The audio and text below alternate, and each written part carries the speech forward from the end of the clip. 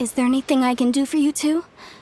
I'm afraid that Wangsheng funeral parlor isn't in the best state to receive guests. We've come to see Zhongli. Could you please tell him we're here? Unfortunately, Zhongli isn't here at the moment. It seems he went to Northland Bank. Doesn't the Northland Bank belong to the Fatui? Last time we saw Zhongli was before we went to the Golden House. Do you think he doesn't know about the attack on Liyue? Visiting the Fatui at a time like this could only mean more trouble. We had better go and make sure that everything is okay.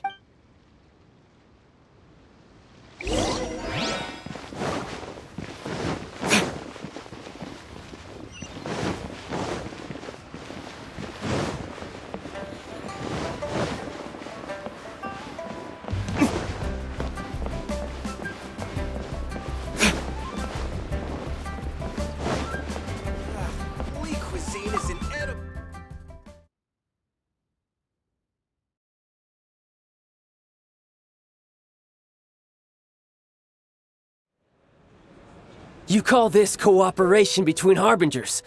Cooperation involves communication, you know. Don't take it to heart, child. Besides, aren't you happy that you got to skip the formalities and bring chaos to the land? I'm sure you must have enjoyed that. Oh, it seems that some of your friends have arrived. Hey, it's Zhongli and Child. And you! You're also one of the Harbingers? It's you two. I believe we've met once before. In the city of Bards, was it? I'm glad you still remember my name. Ah, right. I imagine that it must have been rather hard to forget watching helplessly as something precious was snatched away from your friend. No, don't let her get to you! You've yet to gather the powers of all 7 elements, and our last battle at the Golden House was almost more than you could handle. So it might be best to keep things peaceful this time, seeing that 2 of the Harbingers are here. Well, if it isn't you two. This is our first time seeing each other since Liyue was nearly wiped off the map. This is certainly a bit awkward, wouldn't you say? Paimon knew that we should never have trusted a Fatui Harbinger. Oh, now don't say that. Sure, I may have misled you, but I never had anything against you personally. Besides, I thought we were getting along quite well together, didn't you? Except for that little tussle we had at the end. Nothing personal. We just have different views, that's all. The real deceivers here are Senora and Zhongli.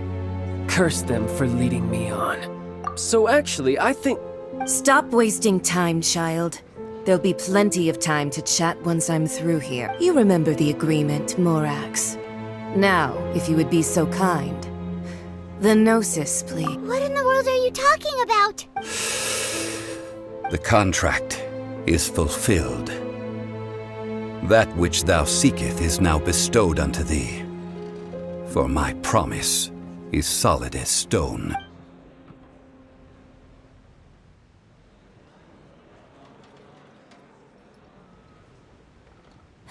How sanctimonious. What? So you're the Lord of Chiao? No, wait! That's an exciting twist and all, but why give the Gnosis to the Fatui? I do not give it for free. I give it as agreed upon in the contract. For it is a matter solely between the Tsaritsa and I. Yeah, you don't think you went a little bit too far with that whole fake death thing? Everyone was preparing the ceremony for you, and splat! This big dragon falls out of the sky, and all of Liyue goes into an uproar. Talk about a disaster. Gathering all the forces that had been bubbling behind the scenes, and then stirring them together in a pot that was bound to boil over. That's what he wanted to see, am I right? Wait, what? Perhaps it's best that I explain. As you know, I've dwelt upon this world for more than 6,000 years. I witnessed the founding of Liyue, together with the Adepti 3,700 years ago. Even boulders that can withstand whirlpools will erode with the passing of time.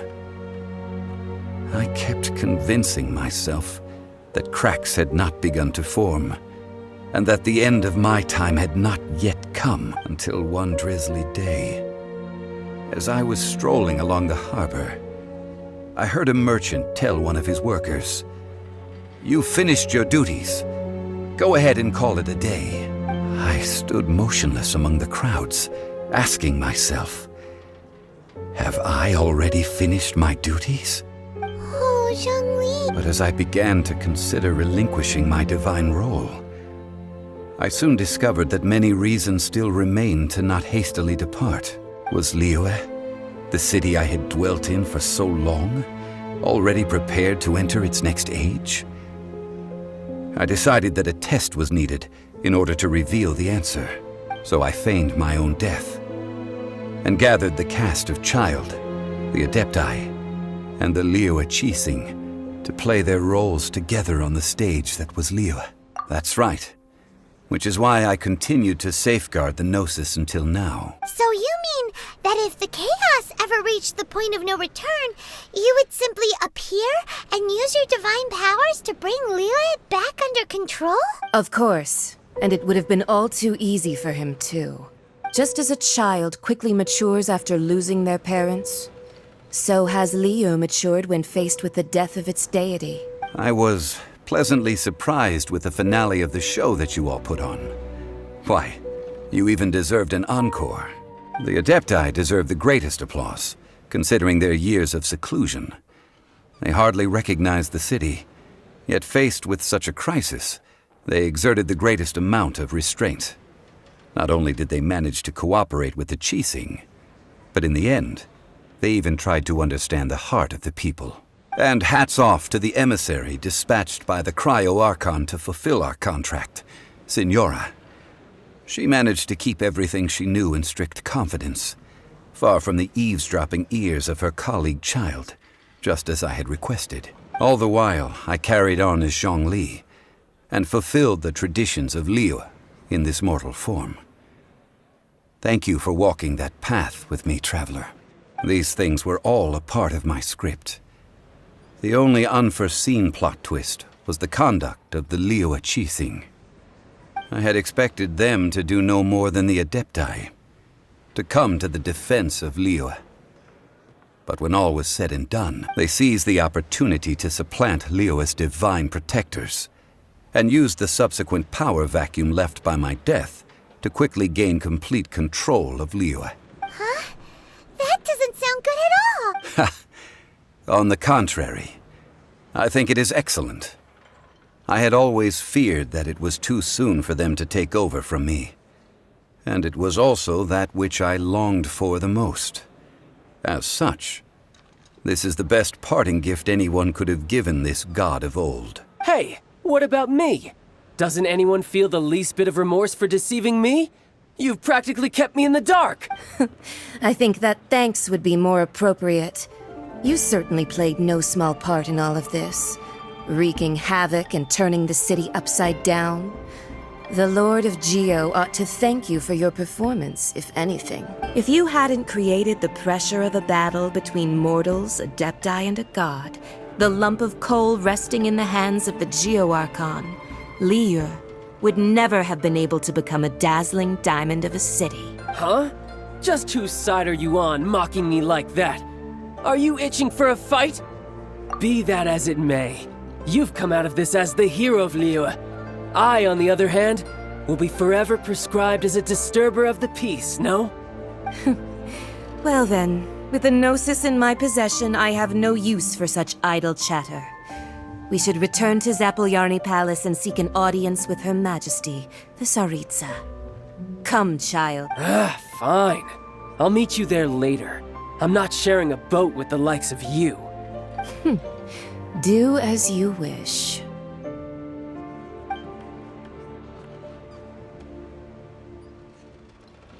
Now then, is there anything else you wish to ask me? Right! As Zhongli always told us, a good trade is a fair trade. Paimon has no idea what could be a good trade for a Gnosis. Realistically speaking, there is no such thing. Huh? However, I am the god of contracts. For thousands of years, I have made countless contracts. If the deal was of no benefit, then I certainly would not be inclined to agree to it. My agreement with the Cryo-Archon will be the last of my contracts as the Geo-Archon. My contract to end all contract. As for the bargaining chip that the Tsaritsa used to balance the scale, uncover that answer for yourself in your future journeys.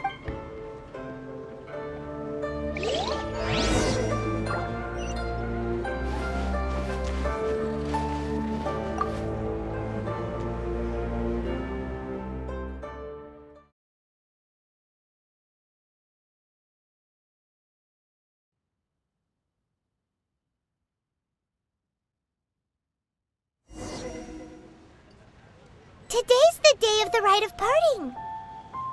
Although the star of the show is fake, we've spent so much time trying to organize it, it would be a real shame not to go there now.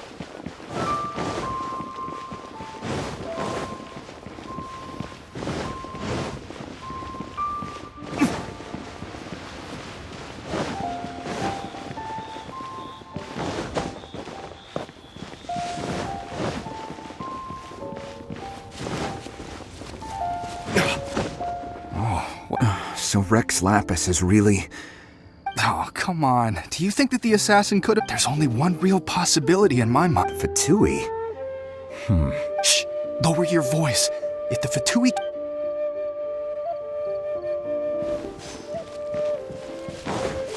You know that god from the ocean couldn't have just shown up out of nowhere.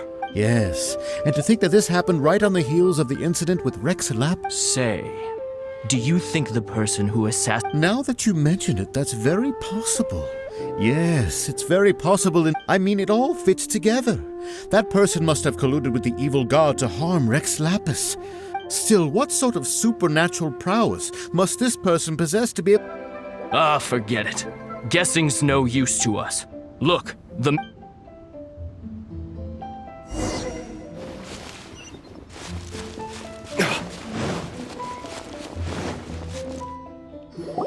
Hear ye all!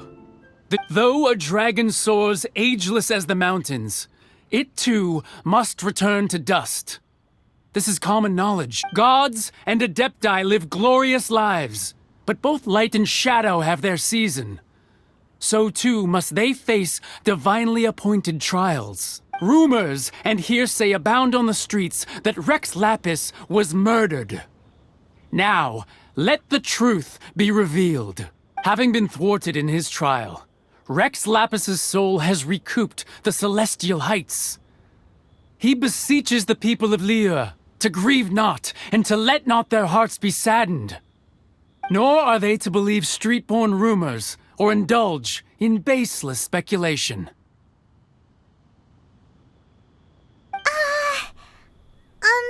Paimon needs a translation on what the Qixing's announcement said. So that's how they're something feels off. Why would they suddenly give up looking for the murderer? Not to mention how this excuse sounds like something they just made up on the spot. Could the Qixing already have known that Rex Lapis wasn't dead? But Zhongli said that neither they nor the Adepti knew anything. Did Zhongli tell them in secret after his gnosis changed hands? Exactly, right? Ooh, seems like the rite of parting has been going on for a while now. Let's go have a look.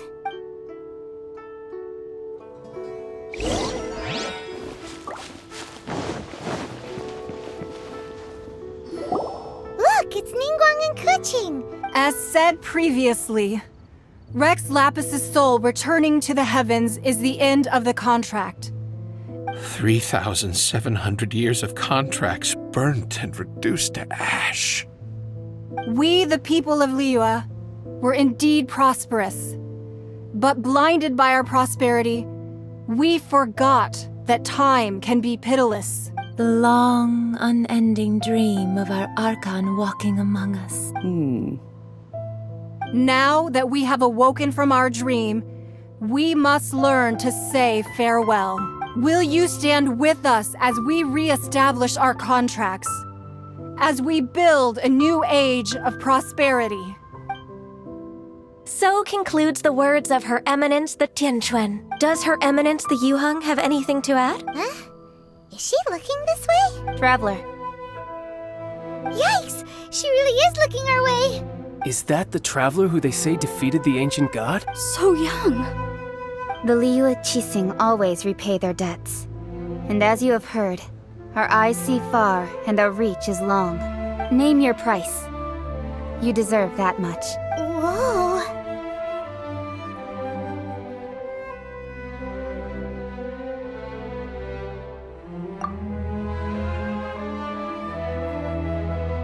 Well, could you help me put up some missing person posters?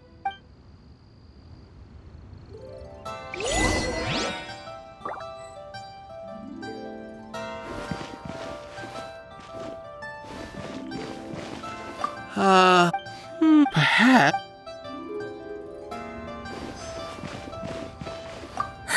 But it's, well...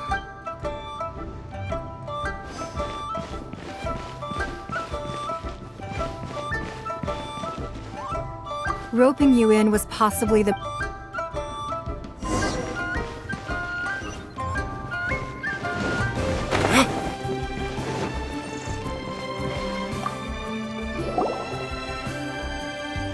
Hey, Zhongli! Look at this! Everyone in Liyue is caught up in their emotions, thinking that they'll never see Rex Lapis again! And here you are looking all relaxed!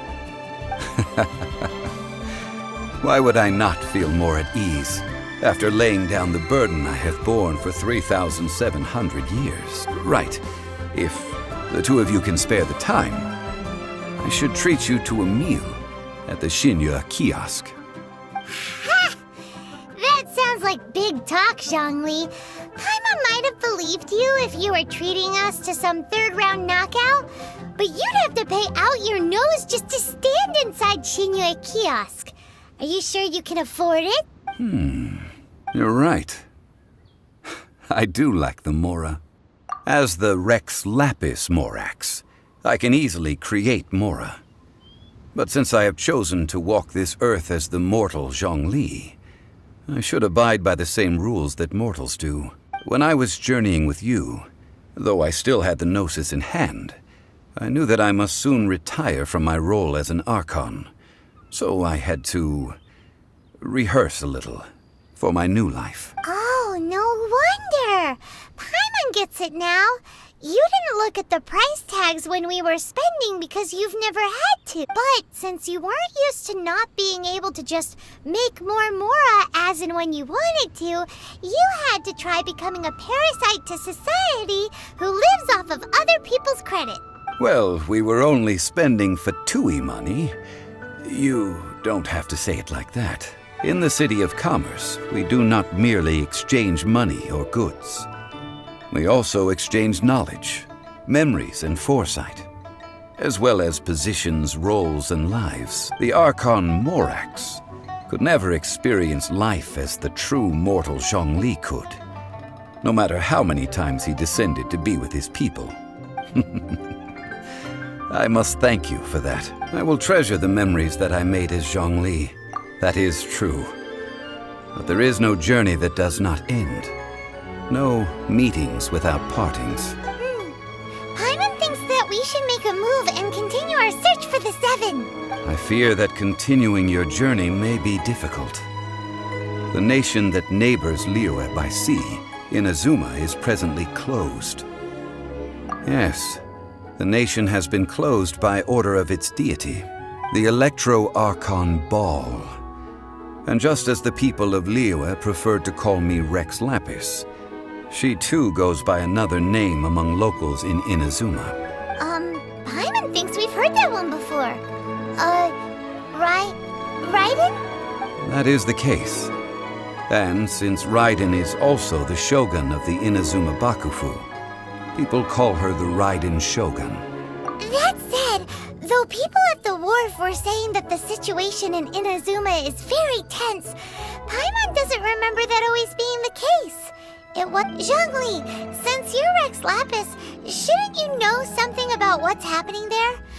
It's because of visions. Visions? When faced with circumstances beyond their control, humans often bemoan their lack of power.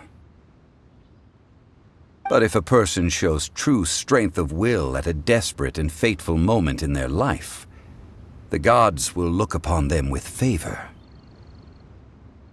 This is what visions are. Magical foci bestowed upon those who have been acknowledged by the gods. Uh-huh. That's how people in Teyvat see it. But starting from last year, the Raiden Shogun began promulgating the Vision Hunt Decree. Vision Hunt Decree? Yes. It was an order to seize all visions within Inazuma's borders, and to inlay them upon the hands of a statue of the 1,000-armed, 100-eyed god. They want to seize visions. But why? Aren't visions blessings from the gods? I should think that in the Raiden Shogun's eyes, it is precisely because they are divine blessings that they should be under the sole dominion of divinity. Whoa, that's hard. The Anemo Archon is the god of freedom, and the Geo Archon is the god of contracts. For her part, the Raiden Shogun is the god of eternity. It seems as though she has finally decided to eliminate any unstable elements that could pose a threat to her eternal realm. The fact that even I, the oldest of the seven, have now passed away will only strengthen her resolve to pursue eternity. Knowing her, she must have again quoted that adage she is most fond of when proclaiming that decree to her people. 7 ideals for 7 gods, and of these, eternity is nearest unto heaven. All right then. Was there anything else you wish to know? Ah, that was a good one. Failing a divine trial. How they came up with that excuse, I will never know. That said, the reason why the Qixing were so eager to resolve the incident and stop pursuing the culprit was indeed because they received news in secret that Rex Lapis was not dead. I hinted as much to the Adepti as well. How did I accomplish that, you ask? Have you ever heard of this particularly convenient Adepti art known as gifting dreams and visions? All right then. Was there anything else you wish to know? Yeah, about that. Before the Qixing made their announcement, we listened to a lot of people talking on the way. Most of them put the blame for everything on Child. These are indeed false accusations. But it remains undeniably true that Child did send people to the Jade Chamber to prevent the Adepti and the Qixing from defeating the ancient god. I've heard that Ningguang is busy milking that for all it's worth on the foreign relations front at the moment, browbeating the envoys of the Fatui. Ha! Those poor Snezhnayan diplomats. If it were not for Child's exalted position as a harbinger, I'm certain that they would have shifted all the blame to him and called for his dismissal by now.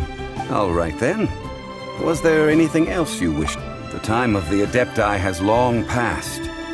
If even the Liyue Qixing don't want to face that truth, then what future is there for Liyue? Keqing is absolutely right in saying this. Now, though I did laud Ningguang's desire for power, believing this to be a good thing, and thought as a matter of course that she must have been behind the Qixing's plan to take governing power over Liyue from the hands of the gods and Adepti, could the original person who brought up the idea of seizing power have been... All right then. Was there any... That's right. Zhongli, now that you don't have your gnosis, what's going to happen to all the Mora in Teyvat? Since Morax is dead, are they all just gonna disappear? Also, isn't the Golden House the only mint in the entire continent? Will it even continue to work? The Mora present now will not vanish. But the Golden House will indeed have to cease operations for a lengthy period of time, since creating Mora requires the use of the Geo Archon's power. This is terrible! We're all about to run out of Mora! The world is coming to an end! Yes, this is indeed a major issue from a financial standpoint. Well, I suppose we'll just leave such troublesome matters to the Liyue Qixing to debate. Then, did you at least set some private funds aside for yourself? Oh, a private fund. This does seem like a good, logical, common-sense idea. It's a shame. What's a shame? It's a shame that I didn't think of it at the time. All right then. Was there anything else you wish? Well then, I suppose you'll have to find a way to get inside this closed nation. Have patience. I suspect that some serendipity must first come into play.